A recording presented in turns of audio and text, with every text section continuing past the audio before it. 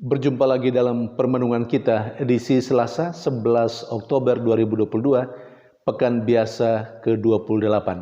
Bacaan-bacaan liturgi hari ini, bacaan yang pertama dari surat Rasul Paulus kepada jemaat di Galatia, bab 4 ayat 31b sampai bab 5 ayat 6, dan bacaan Injil dari Injil Lukas bab 11 ayat 37 sampai 41.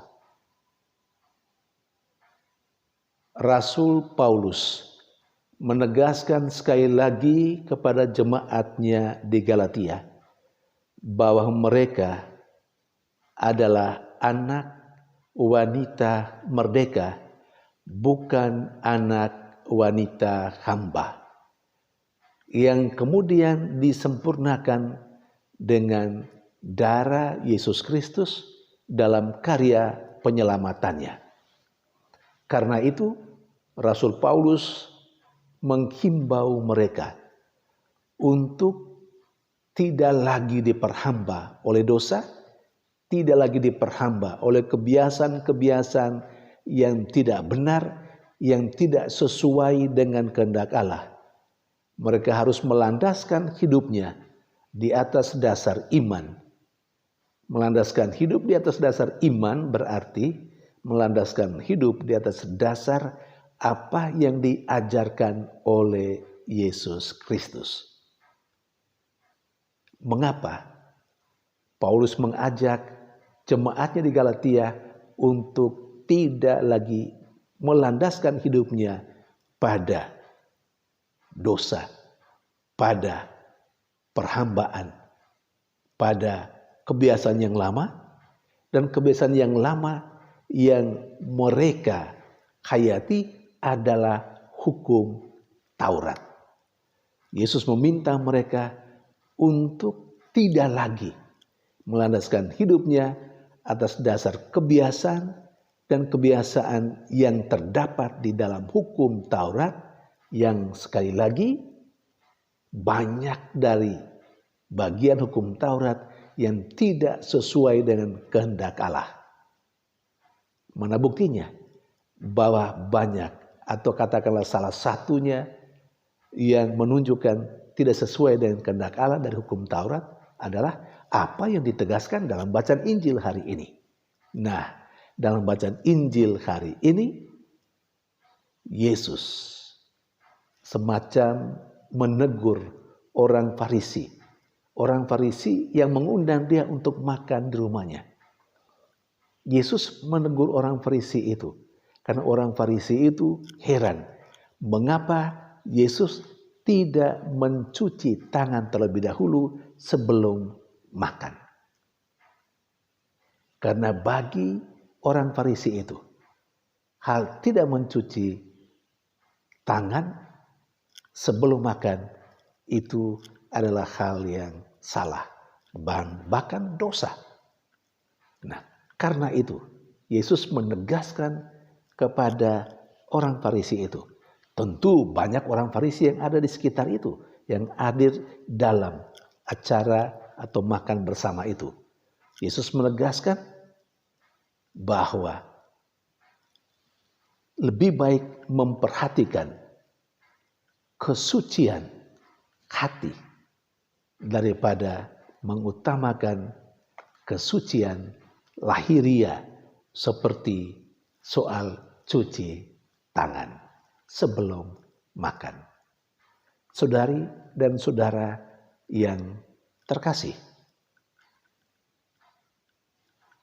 kita terkadang juga sulit melepaskan kebiasaan dan adat kita. Tentu tidak semua kebiasaan dalam adat itu buruk.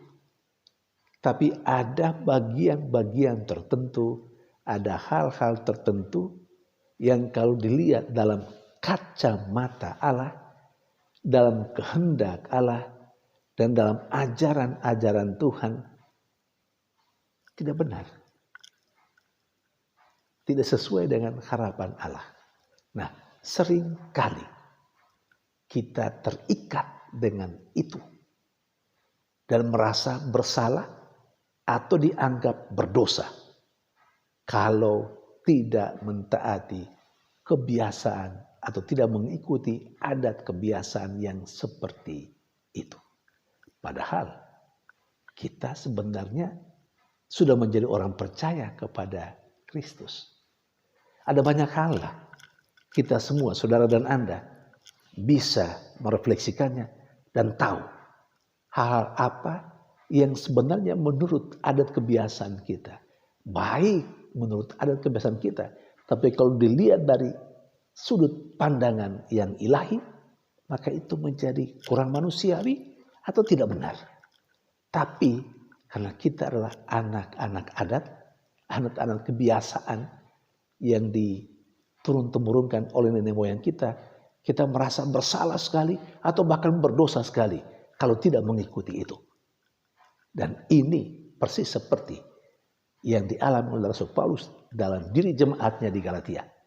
Kita diminta sesudah kita menjadi percaya kepada Kristus, kita harus mampu memilah-milah apa yang perlu dan apa yang tidak perlu. Apa yang perlu kita ambil dalam kebiasaan yang melandaskan, yang bisa menjadi landasan kehidupan kita, tentu yang sesuai dengan ajaran Tuhan sendiri. Dan apa yang harus kita buang, apa yang tidak perlu kita pakai lagi. Itu perlu kejujuran dari kita, perlu keberanian dari kita. Memang ketika kita berani menentang itu, yang sekali lagi notabene kalau itu memang tidak sesuai dengan ajaran Tuhan, tidak usah takut kalau kita akan dikatakan sebagai, mungkin saja dianggap sebagai orang yang tidak tahu adat barangkali. Tapi kita memang diajak untuk secara tegas mengikuti Yesus dan apa yang diajarkan oleh Yesus. Saudari dan saudara terkasih, yang lain kita mungkin juga seringkali mengutamakan hal-hal yang lahiriah. Maka seringkali orang kelihatan secara luarnya itu luar biasa, rapi, apik, baik, suci, tetapi sesungguhnya menyimpan rampasan dan kotoran dan semua yang kurang baik di dalam dirinya. Maka Yesus mengajak kita untuk membaharui keadaan batinnya, keadaan kerohanian kita, supaya itu terpancar keluar dalam penampilan lahiriah kita. Tuhan memberkati.